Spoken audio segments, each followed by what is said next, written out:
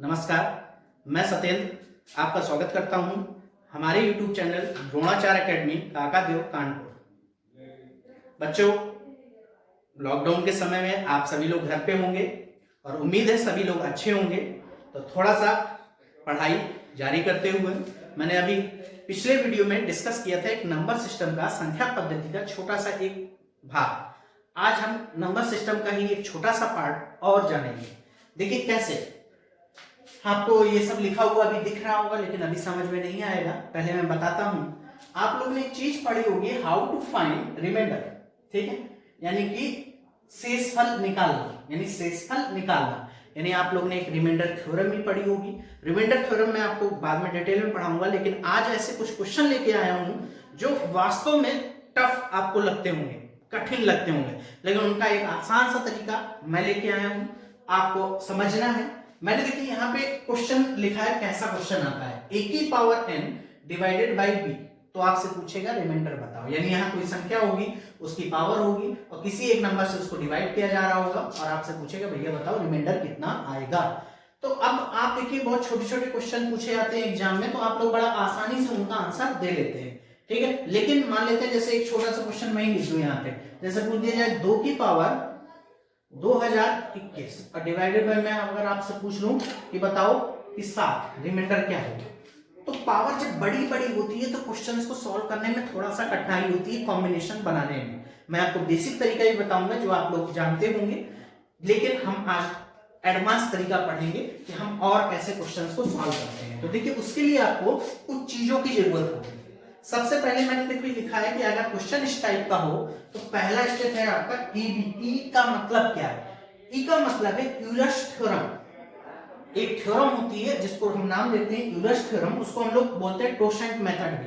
टोसेंट method को भी हम D5 से रिप्रेजेंट करते हैं, ठीक है। टोसेंट मेथड भी बोलते हैं इसको, कई लोग ऑड और इवन मेथड भी बोलते हैं, लेकिन इसका एक्चुअल यूलर्स थ्योरम, तो यानी कि यूलर्स ऑफ बी, यानी बी का यूलर्स नंबर निकालना, यानी किसी भी नंबर का हमें अगर यूलर्स नंबर चाहिए तो कैसे निकालेंगे, वो अगर आप निकाल लोगे तो इसके बाद हमको क्या करना है कि जो पावर होती है यानी n को हमें जो यूलर्स नंबर हमारा आएगा, यूलर्स नंबर ऑफ b से डिवाइड करेंगे तो जो शेष बचेगा वो हमारा टेम्परेरी रिमाइंडर मान लेते हैं थोड़ी देर के लिए, टेम्परेरी रिमाइंडर। इसके बाद तीसरा स्टेप आपको क्या करना है कि हमारा जो एक्चुअल नंबर था उसके ऊपर जो हमारा टेम्परेरी रिमाइंडर आता है वो पावर चढ़ा देते हैं और हम b से, यानी जो एक्चुअल आपका डिवीजर था उससे डिवाइड करते हैं और जो आंसर आता है वही आपका फाइनल आंसर होता है। आपको इस तरीके से बहुत लेंदी लग रहा होगा, लेकिन अभी आपको एक क्वेश्चन करूंगा तो आप लोगों को बड़ा आसान लगेगा कि कितना अच्छा है, आप 10 सेकंड में हर क्वेश्चन का आंसर देंगे।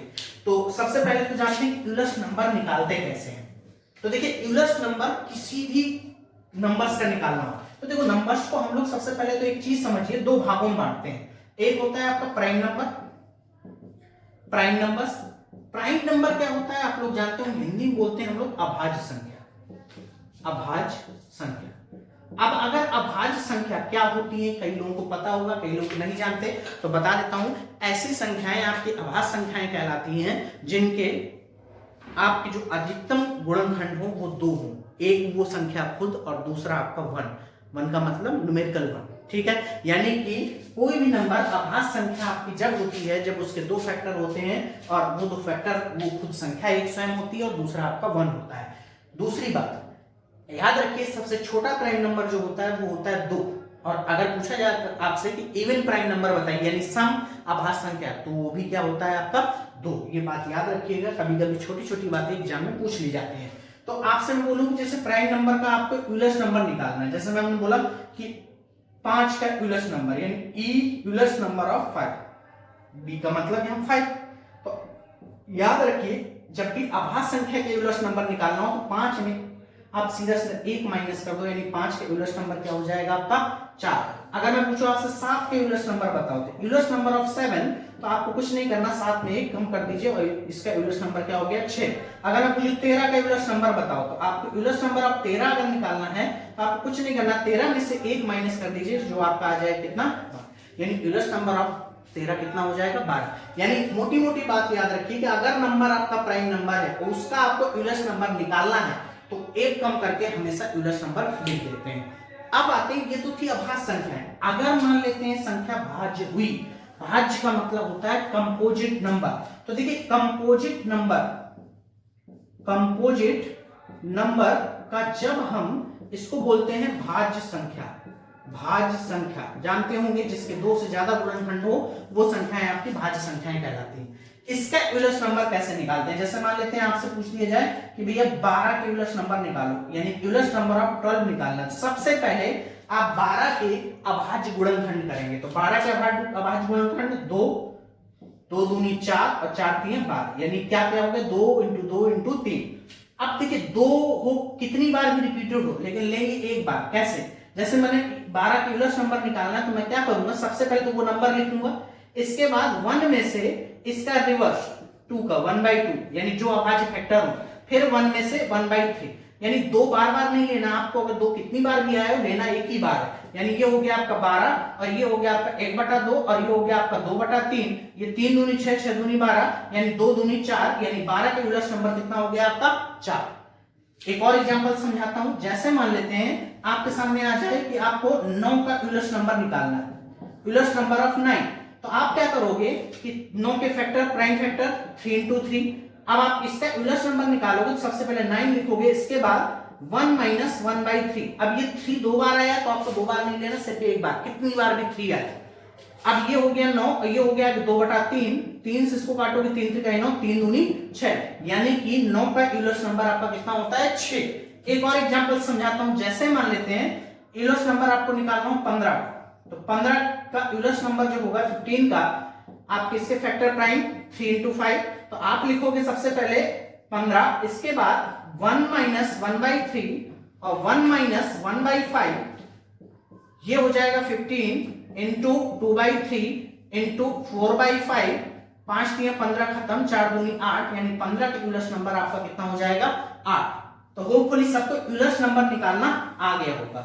नहीं आएगा कमेंट करके बताइएगा, तो मैं आपको फिर नेक्स्ट क्लास में एक बार और बता दूंगा आपको यूलस नंबर किस तरीके से निकालते हैं।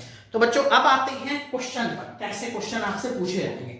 जैसे पहला क्वेश्चन लिखते हैं, क्वेश्चन नंबर फर्स्ट है आपका 2 की पावर 276 बटे आपका है डिवाइडेड बाई आपका है 7, और आपसे पूछा गया है कि भैया रिमाइंडर बताओ। अब देखिए इसका बेसिक तरीका तो भी होता है, बेसिक तरीके से भी मैं बताऊंगा अभी, लेकिन फिर मैं आपको दोनों में अंतर भी समझाऊंगा क्यों बेसिक तरीका हमको यूज नहीं करना। आप एक बात बताइए कि मैंने इस तरीके में बताया, मैंने कहा सबसे पहले यहाँ b है, तो यहाँ b क्या है 7 है, इसका यूलस नंबर निकालेंगे। क्या निकालेंगे हम यहाँ पे? यूलस नंबर ऑफ b। तो आप बताओ कि यूलस नंबर ऑफ 7 का यूलस नंबर, मैंने कहा नंबर प्राइम हो तो एक कम करके लिख देते हैं, और 7 आपका प्राइम नंबर है, 7 में 1 दिया, तो यानी इसका यूलस नंबर कितना हो गया 6। सेकेंड स्टेप मैंने बताया कि जो n का मतलब पावर यहाँ कितनी है 276, उसको आपको यूलस नंबर से डिवाइड करना है। यूलस नंबर कितना आया आपका 6, डिवाइड करके जो रिमाइंडर आए वो लिखना है आपको। तो वो कैसा रिमाइंडर कहलाता है? Temporary reminder. तो 6 का भाग देंगे, 6 चौको 24, 3 बचा 36 हो गया, 6 6 36, यानी रिमाइंडर जो है वो 0, यानी आपका जो रिमाइंडर हुआ टेम्परेरी वो आपका क्या हो गया आपका 0 हो गया। अब आपको तीसरा स्टेप ये करना है कि जो मेन नंबर है आपका, जैसे यहाँ पे मेन नंबर क्या है आपका 2, उसके ऊपर जो टेम्परेरी रिमाइंडर है वो चढ़ा देंगे, और जिससे डिवाइड किया गया, किससे डिवाइड किया गया 7 से भाग दे देंगे, और जो आएगा फाइनल रिमाइंडर वही आंसर होगा। इससे फायदा ये होता है कि जब हम पावर बड़ी यहाँ लगी होती है, यूलस नंबर निकाल के जब पावर में भाग देते हैं, तो हमारा जो रिमाइंडर बाद में बचता है वो पावर को क्या कर देता है, छोटा कर देता है, जिससे हमें बाद में कैलकुलेशन में आसानी होती है। आप बताओ किसी की भी घात 0 होती है, उसका मान 1 होता है, और 1 में अगर 7 का भाग देंगे तो जो आपका फाइनल रिमाइंडर होगा वो कितना हो जाएगा 1, यानी सवाल का आंसर कितना हो गया 1। अब मैं अगर इस क्वेश्चन को आपको बेसिक तरीके से बताऊं, जल्दी से बता देता हूं। देखिए जैसे मुझसे पूछा कि 2 की पावर 276 बटे 7, तो आप लोग भी पढ़े होंगे, कई लोग नहीं जानते होंगे, वो मैं जब डिटेल में पढ़ाऊंगा तो मैं आपको ये बात बताऊंगा। आप एक बात याद रखिए कि जब भी ऐसे क्वेश्चन को हम सॉल्व करते हैं बेसिक तरीके से, तो ऊपर जिसकी भी पावर हो, जिस नंबर की भी पावर हो, और नीचे जो नंबर हो, तो नीचे वाले नंबर के कंपैरिजन में ऊपर वाले नंबर को ऐसा बनाते हैं कि नीचे वाले नंबर से भाग देने पर इस नंबर पे या तो +1 रिमाइंडर बचे या तो -1 रिमाइंडर बचे। आप बताओ 2 की पावर 2, अगर 7 का भाग 2 में देंगे तो या तो 2 शेष बचेगा, लेकिन अगर 2 की पावर 2 ले लेंगे 4 तो 3 से इस बचेगा। लेकिन अगर 2 की पावर 3 ले लेंगे तो 8, जब 8 में हम 7 का भाग देंगे तो जो रिमाइंडर बचेगा वो प्लस का क्या बचेगा 1। तो मैं इसको 8 बनाता हूं, तो 8 बनाने के लिए इसको लिखना होगा 2 की पावर 3। अब यहाँ 276 है तो इसमें भी कोई बदलाव नहीं आना चाहिए। तो अब आप 3 का भाग यहाँ लेके 3 दूनी 27, 3 दूनी 6, यानी मैं इसको ये भी लिख सकता हूँ 2 की पावर 276 को 2 की पावर 3 की पावर 92 डिवाइडेड बाई 7। अब ये बन गया 8 की पावर 92 डिवाइडेड बाई 7। तो आप बताओ 7 का भाग जब 8 में देंगे तो रिमाइंडर कितना बचेगा, और 1 की पावर कितनी भी हो पॉजिटिव 1 की, तो उसका आंसर हमेशा कितना रहेगा 1 ही रहेगा। अब अगर 7 का भाग आप 1 में दोगे तो रिमाइंडर कितना होगा 7। तो देखिए यहाँ से भी आंसर 1 आया और यहाँ से भी आंसर क्या आया 1। इस क्वेश्चन के लिए ये आपको शायद आसान लग रहा हो, लेकिन आने वाले आगे क्वेश्चन में आपको ये आसान नहीं लगेगा। एक और क्वेश्चन देखिए, मैं सेकंड उठाता हूं तब आपको ज्यादा अच्छे समझ में आएगा। जैसे अगला क्वेश्चन है आपका 3 की पावर, मैं इसको सब रफ कर देता हूं। अब आप लोग ये कॉन्सेप्ट को अपने दिमाग में बैठाइए और जल्दी जल्दी क्वेश्चन का आंसर दीजिए। जैसे अगला क्वेश्चन है 3 की पावर 2011 डिवाइडेड बाई 7। मैंने पूछा भैया रिमाइंडर बताइए। आपको सबसे पहला काम मैंने बताया, फर्स्ट स्टेप आपको ये करना है कि यूलर नंबर ऑफ 7 निकालना है। तो क्या हो जाएगा 7 में 1 गया कितना 6, यानी यूलर नंबर आ गया। सेकेंड स्टेप आपको ये करना है कि जो पावर हो उसको रिड्यूस करने के लिए यूलर नंबर से भाग दीजिए। तो 6 2 6 का 18 2 बचा 21 हो गया, 6 का 18 3 बचा 6 5 30, यानी कि क्या बचा आपका टेम्परेरी रिमाइंडर। जो टेम्परेरी रिमाइंडर आया वो आपका कितना आ गया 1। अब अगला स्टेप आपको ये करना है कि जो ओरिजिनल नंबर था उसकी पावर जो टेम्परेरी रिमाइंडर है वो चढ़ा दीजिए और ओरिजिनल नंबर से डिवाइड कर दीजिए। अब आप बताओ 3 की पावर 1 कितना होता है 3, और अगर 7 का भाग 3 में देंगे तो जो आपका रिमाइंडर होगा फाइनल वो आपका कितना आ जाएगा 3 आ जाएगा। यानी इस सवाल का जवाब जो होगा वो आपका कितना हो जाएगा 3। नेक्स्ट क्वेश्चन एक और देखते हैं। देखिए बेहतरीन क्वेश्चन, 3 की पावर 555 डिवाइडेड बाई 5 पूछ रहा भैया रिमाइंडर बताइए कितना। बहुत जल्दी से आप लोग सॉल्व कर लेंगे, लेकिन फिर भी मैं बताता हूं अभी 3-4 क्वेश्चन आप लोगों को। देखिए सबसे पहला स्टेप मैंने बताया 5 का यूलर नंबर ऑफ 5 कितना हो गया 5 में से 1 कम, क्योंकि अभाज्य नंबर है 4। सेकेंड स्टेप आपका पावर को यूलर नंबर से डिवाइड करिए। तो ये 4 का डिविजिबिलिटी रूल आपको पता होगा कि अंतिम 2 अंक अगर 4 से डिविजिबल हो तो वो नंबर डिविजिबल होगा 4 से। तो हम क्या करेंगे, जब भी 4 से डिविजिबिलिटी चेक करनी हो तो लास्ट 2 डिजिट में भाग दीजिए। तो 4 का भाग 5 में दिए 4 एकम 4 1 बचा, 4 का भाग 15 में दिए 4 3 12, तो यानी कि जो टेम्परेरी रिमाइंडर आया, रिमाइंडर आपका जो टेम्परेरी आया वो आपका कितना आ गया 3। ठीक है, अब आते हैं अगला स्टेप। मैंने कहा तीसरे स्टेप में आपको क्या करना है, मेन नंबर जो है उसमें टेम्परेरी रिमाइंडर की पावर चढ़ाइए और मेन डिविजन से भाग दे दीजिए। 3 की पावर 3 होता है 27 डिवाइडेड बाई 5। 27 में जब आप 5 का भाग दोगे तो आप बताइए रिमाइंडर कितना आ जाएगा 2। देखिए आपका आंसर हो गया तुरंत। मुश्किल से मुश्किल 5 सेकंड का सवाल है, लेकिन अगर इसको बेसिक तरीके से करोगे तो आप लोगों को कॉम्बिनेशन सेट करने में बहुत ज्यादा टाइम लग जाएगा। ठीक है, अब आते हैं नेक्स्ट एक तीसरा क्वेश्चन लेते हैं। देखिए धीरे धीरे आप लोग प्रैक्टिस करेंगे घर में, जब क्वेश्चंस में आपको समझ में आ जाएगा। एक अगला क्वेश्चन है 5 की पावर 4098 डिवाइडेड बाई 12। अब देखिए इस क्वेश्चन में रिमाइंडर निकालना है। सबसे पहले मैंने कहा पहला स्टेप यूलर नंबर ऑफ 12। अब आप जानते हैं 12 कैसा नंबर है, कंपोजिट नंबर यानी भाज्य संख्या है। वैसे मैंने बताया था शुरुआत में कि 12 का यूलर नंबर कितना होता है 4 होता है वैसे, लेकिन एक बार निकाल के देखते हैं। 12 के सबसे पहले फैक्टर करिए 2 × 2 × 3, ये फैक्टर होंगे आपके प्राइम फैक्टर। अब इसका यूलर नंबर निकालना है तो आप क्या करोगे 12 लिखोगे, फिर 1 - 1/2, 2 कितनी बार भी हो लेना एक बार है, फिर 1 - 1/3, यहां हो गया 12 और यहां हो गया 1/2 और यहां हो गया 2/3। 3 दूनी 6, 6 दूनी 12, 2 दूनी 4, यानी कि 12 का यूलर नंबर कितना हो गया आपका 4। अब आते हैं सेकेंड स्टेप में। हमें क्या करना है कि जो यूलर नंबर है उसका भाग पावर में देना है, यानी 4098 को आपको डिवाइड करना है 4 से, और जो रिमाइंडर है उसको हम लोग बोलते हैं टेम्परेरी रिमाइंडर। देखिए कितना आ जाएगा, मैंने कहा 4 का जब भाग देना पहले लास्ट के 2 डिजिट देखिए, 4 दूनी 8, 1 बचा 18 हो गया, 4 चौको 16, 2 बचा, यानी टेम्परेरी रिमाइंडर कितना आ गया 2। अब तीसरा स्टेप जो मेन नंबर है 5 उसके ऊपर वो पावर चढ़ाइए जो टेम्परेरी रिमाइंडर आया 2, और मेन नंबर से डिवाइड कर दीजिए, किससे 12 से, जो डिविजुअल आपका मेन था क्वेश्चन में। ये हो गया आपका 25/12। आप बताइए जब 12 का भाग 25 में देंगे तो 12 दूनी 24, जो आपका फाइनल रिमाइंडर आएगा वो कितना आ जाएगा 1। यही आपका इस सवाल का क्या हो जाएगा, जवाब हो जाएगा। होपफुली आपको गाइस समझ में आया होगा। नेक्स्ट एक क्वेश्चन और देखते हैं। बाकी आप लोग मैं प्रैक्टिस के लिए भी आपको पीडीएफ दूंगा, ठीक है, और आप लोग उस पर देखेंगे तो अपनी प्रैक्टिस भी करेंगे। एक अगला क्वेश्चन 7 की पावर 514 डिवाइडेड बाई 9, रिमाइंडर बताना है। आप बताओ सबसे पहले यूलर्स नंबर ऑफ, पहला स्टेप 9। 9 आपका कैसा नंबर है, कंपोजिट नंबर। इसके फैक्टर करिए, प्राइम फैक्टर 3 into 3, तो ये हो जाएगा 9 into 1 minus 1/3। आप लोग सॉल्व करेंगे तो ये आ जाएगा 9 into 2/3, 3 त्रिकाई 9, 3 दूनी 6, यानी कि आपका 9 का यूलर्स नंबर कितना होता है 6। सेकेंड स्टेप मैंने कहा था पावर को रिड्यूस करने के लिए आपको यूलर्स नंबर से भाग देना है 6 से, तो 6 का भाग इसमें 514 में देंगे तो 6 × 48, 3 बचा, 6 × 5 = 30, यानी कि आपका जो रिमाइंडर बचा वो आपका टेम्परेरी, वो आपको कितना बचा 4 बचा।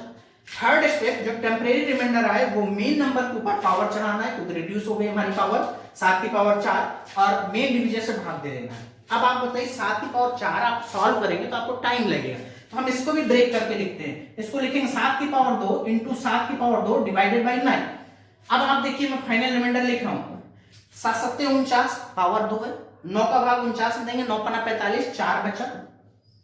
फिर इसके बाद 7 × 7 = 49, फिर 9 का भाग देंगे तो रिमाइंडर फिर 4 बचेगा और डिवाइडेड बाई 9। इसलिए मैंने 9 से फिर से भाग दिया क्योंकि 4 चौको 16 होता है, जो कि 9 से बड़ा।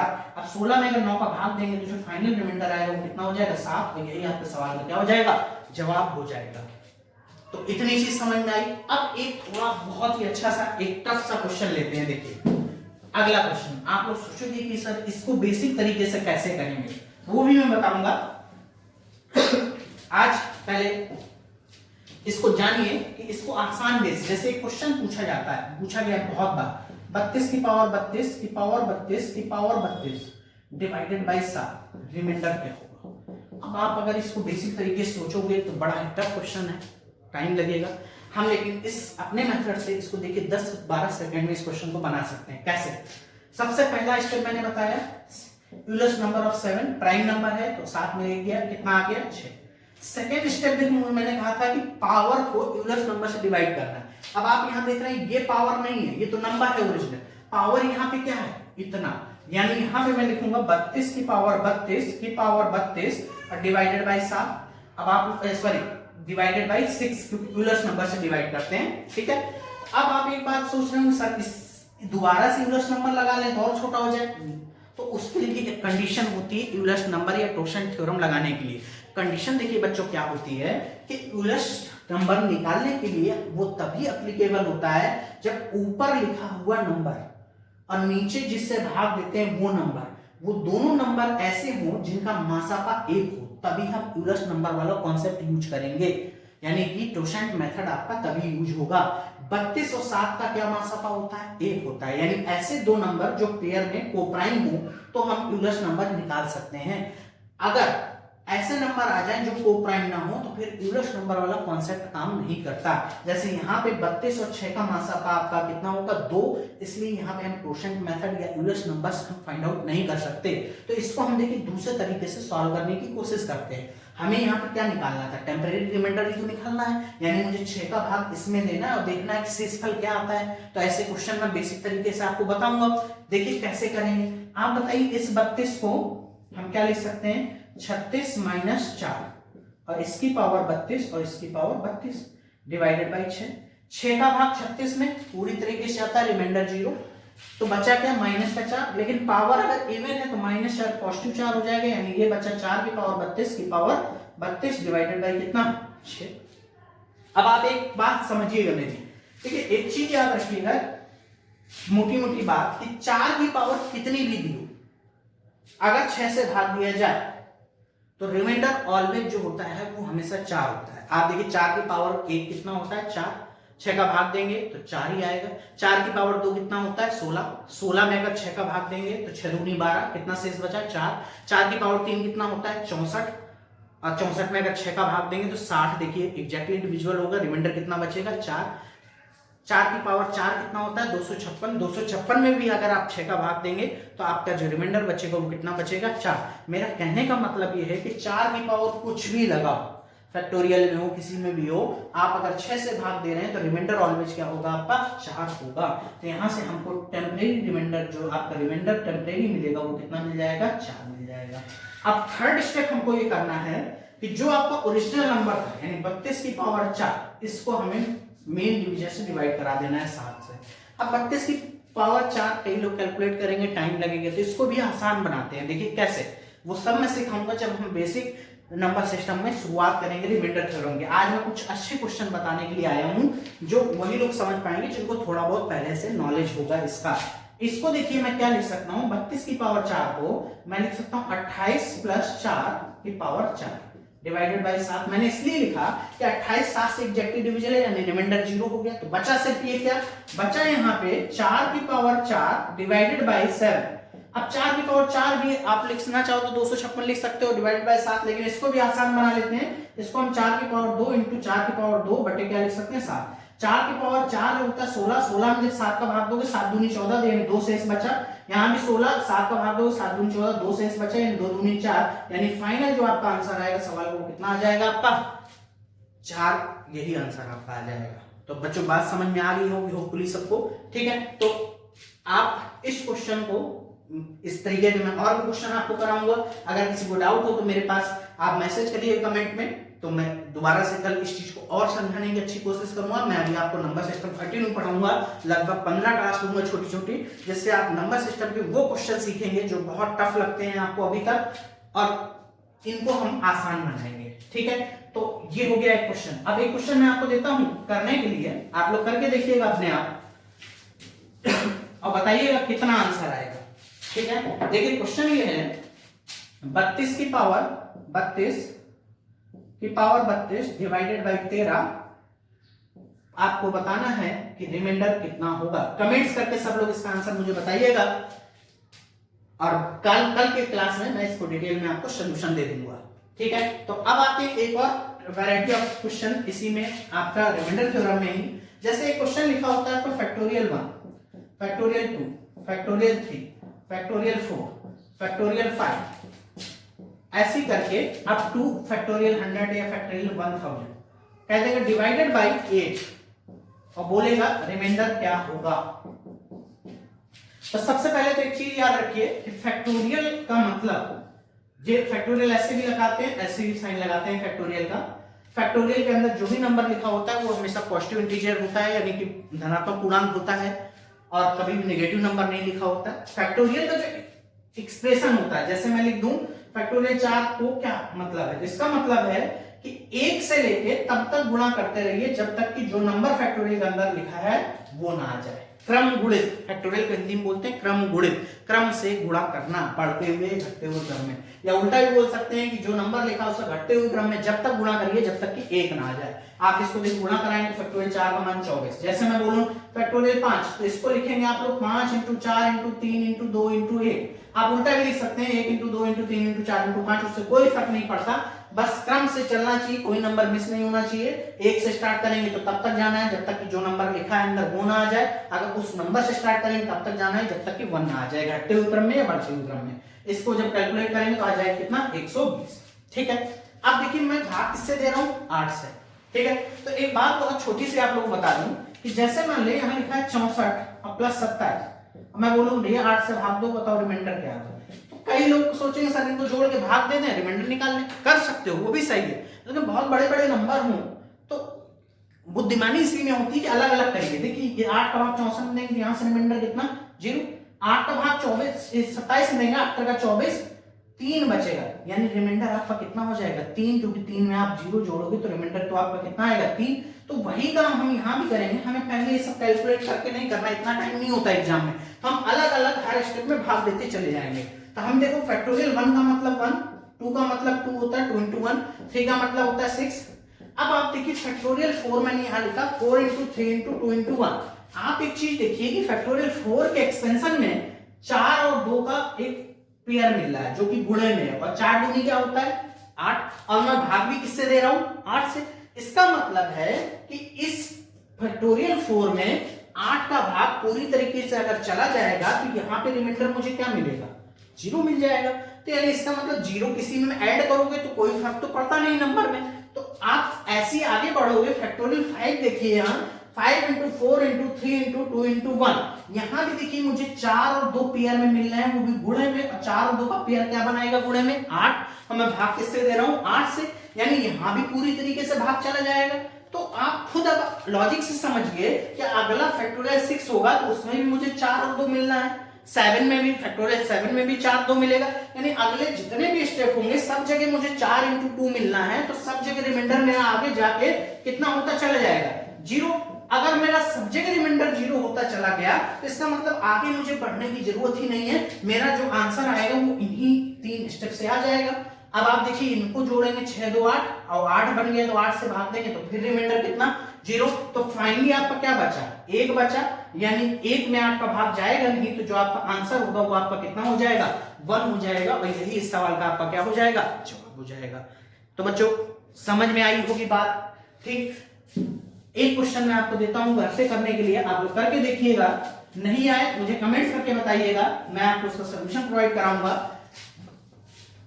बच्चों एक क्वेश्चन है factorial 3, factorial 4, factorial 5, factorial 6, factorial 7, ऐसे करके आपका फैक्टोरियल 27 डिवाइडेड बाई है आपका 9, और पूछ रहा है कि रिमाइंडर बताइए। तो बच्चों इसका जवाब आप लोग ढूंढिएगा, करके देखिएगा, अगर मेरी बात समझ में आई होगी तो उम्मीद करता हूं आपको ये वीडियो पसंद आया होगा। अगर वीडियो पसंद आए तो लाइक करिए और चैनल को हमारे द्रोणाचार्य एकेडमी काकादेव कानपुर को सब्सक्राइब करिए। ऐसे ही नए वीडियो और नई ट्रिक्स जानने के लिए हमको फॉलो करते जाइए, सब्सक्राइब करते जाइए और बेल आइकन जरूर दबाएं, जिससे कि जो भी हमारे नए वीडियो आए आपको नोटिफिकेशन मिलता रहे। धन्यवाद।